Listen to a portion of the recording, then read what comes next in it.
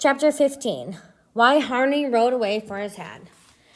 There was another clan around here. 5 or 6 families, mostly of the name Shepherdson, as well born and rich and grand as the tribe of Grangerfords. One day when I was out hunting with Buck close to a road, we heard a horse coming. We peeked through the leaves and pretty soon a young man came galloping down the road. He was riding easy and looking like a soldier, for he carried a gun. I had seen him before. He was young Harney Shepherdson. I heard Buck's gun go off beside me and saw Harney's hat tumble off his head. He rode straight toward us, and we started through the woods on a run. I kept looking over my shoulder to dodge any bullets that might be coming. I saw Harney cover Buck with his gun, but he didn't shoot. He turned and rode away to get his hat, I reckon. Soon as we stopped running, I asked Buck why he wanted to kill him. On account of the feud, he said. What is a feud?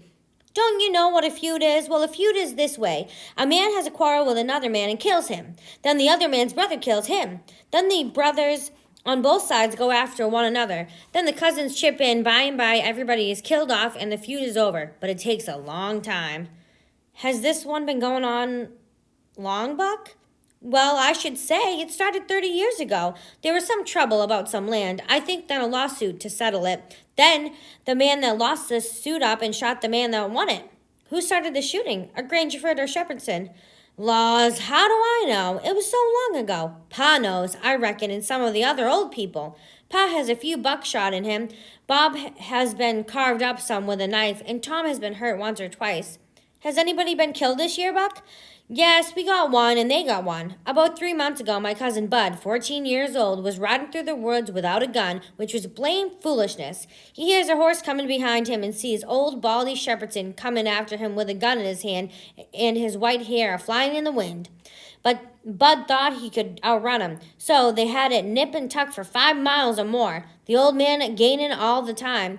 At last, Bud saw it was no use. He stopped and faced around so as to have the bullet holes in front, and the old man rode up and shot him down, but he didn't get to enjoy his luck for long. Inside of a week, our folks laid him out.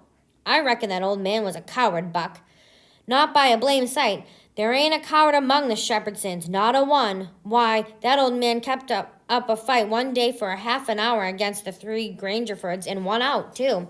He lit off his horse and got behind a woodpile, but the Grangerfords stayed on their horses and captured around the old man and peppered away at him, and he peppered away at them. He and his horse went home pretty leaky, but the Grangerfords had to be carried home. One of them was dead and another died the next day. No, sir, the Shepherdsons don't breed cowards. When we got home and told the gentleman about it, his eyes blazed a minute. Then his face smoothed down and said, kind of gentle, I don't like shooting from behind a bush. Why didn't you step into the road, my boy? So the Shepherdsons don't, Father. They always take advantage. Miss Charlotte held her head up like a queen while Buck was telling his tale, and her eyes snapped. The 2 young men looked dark but didn't say anything. Miss Sophia turned pale. The next Sunday, we all went to church. The men took their guns along and kept them between their knees or stood them handy against the wall. The preaching was all about brotherly love. Everybody said it was a good sermon. About an hour after dinner, everybody was dozing around, some in their chairs and some in their rooms, and it got to be pretty dull. I judged maybe I would take a nap myself and went upstairs. Miss Sophia was standing in her door waiting for me. She asked me if I would do something for her and not tell anybody. I said I would. She said she had left her Testament on the seat at church, and would I go there and get it for her? I said I would. I found the Testament and a little piece of paper in it with 2:30 written on it. When I got home and went upstairs, Miss Sophia was at her door, waiting. She looked in the Testament and found the paper and looked glad when she read it. Then she grabbed me and squeezed me and said I was the best boy in the world and not to tell anybody. I went off down toward the river. Pretty soon my servant comes running up behind me and says, Mars George, if you'll come down into this swamp, I'll show you a whole stack of water moccasins. I thought that is mighty curious. He said that yesterday. I had to know nobody loves water moccasins enough to go around hunting for them. What is he up to anyway? So I said, all right, trot ahead. I followed, and soon he struck out over the swamp and waded ankle deep till we reached a flat, dry land, thick with trees, bushes, and vines. He stopped and said, you shove right in there. Just a few steps, Mars George. That is where dey is. I don't care to see him no more. I poked into the place a few steps, and by jigs, there was my old Jim. He nearly cried. He was so glad, but he wasn't surprised to see me. He said he had come out of the river not far behind me that night. He had heard me yell every time, but didn't dare answer because he didn't want anybody to pick him up and take him into slavery again. I got hurt a little and couldn't catch up with you. When I see dat house, I went slow. When de dogs quieted down, I knowed you was in de house. So I struck out for de woods to wait for a day. Next day, some of de field slaves found me and shoved me in dis place where de dogs can't track me on account of the water. Dey brings me truck to eat every night and tells me how you is getting along. Why didn't you tell me, my Jack, to bring me here sooner? I had been busy nights patching up the raft. She was tore up a good deal. But now she's all fixed up again, good as new, and I've been a-buying pots and pans and a canoe and a lot of stuff we lost. How did you get hold of the raft again, Jim? Some of the folks found her caught on a snag, and they hid her amongst the willows. Dey's mighty good to me, these people is. Dat Jack is good and smart. Yes, he is. He told me to come here, and he would show me a lot of water moccasins. If anything happens, he can say he never saw us together. I don't want to say much about the next day. I wish I had never gone ashore that night to see such things. I never can get them out of my mind. Lots of times I dream about them. Well, I waked up early and was going to turn over and go to sleep again when I noticed how still it was. Nobody stirring. Next, I saw that Buck was up and gone. I got up and went downstairs. Nobody around. Everything as still as a mouse. Just the same outside. What could it mean?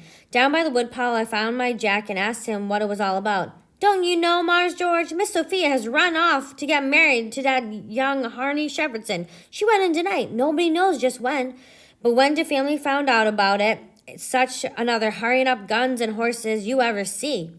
The women folks is gone to stir up the relations, and old Mars Saul and the boys rode up the river road to try and find that young man and kill him before he can get across the river with Miss Sophia. I took up the river road as hard as I could put. By and by, I began to hear guns a good way off. When I got in sight of the store in the woodpile where the steamboats land, I climbed up into the cottonwood and watched. 4 or 5 men went cavorting around on horses before the log store, cussing and yelling and trying to get a shot at 2 boys squatted behind the woodpile alongside the steamboat landing.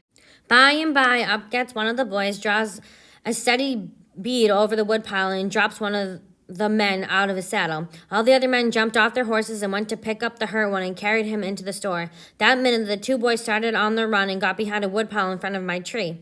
One of the boys was Buck, and the other was a slim young chap about 19 years old. After a while, the men came out of the store and rode away.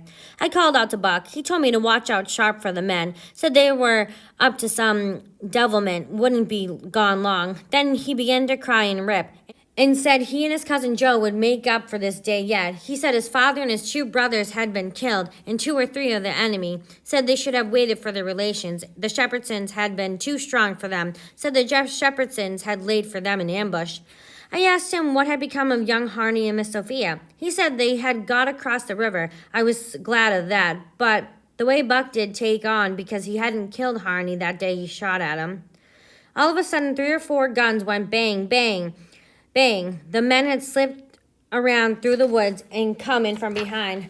The boys jumped for the river, both of them hurt, and went swimming down the current. The men went running along the bank, shooting at them. It made me so sick I almost fell out of my tree. I stayed in the tree for hours, afraid to come down. Sometimes I heard guns away off in the woods. Twice I saw little gangs of men gallop past the log stores with guns, so I reckoned the trouble was still going on. I was mighty downhearted. I made up my mind I would never go near the house again. Maybe I was to blame somehow. That piece of paper I took to Miss Sophia meant she was to meet Harvey somewhere at 2:30 and run off. Maybe I should have told her father about that piece of paper, and then maybe he would have locked her up, and this awful mess wouldn't ever have happened. I climbed down the tree and crept along down the riverbank. I found 2 bodies at the edge of the water, and I tugged till I got them ashore. Then I covered up their faces. I cried when I was covering up Buck's face, for he had been mighty good to me. Then I went away from there as fast as I could.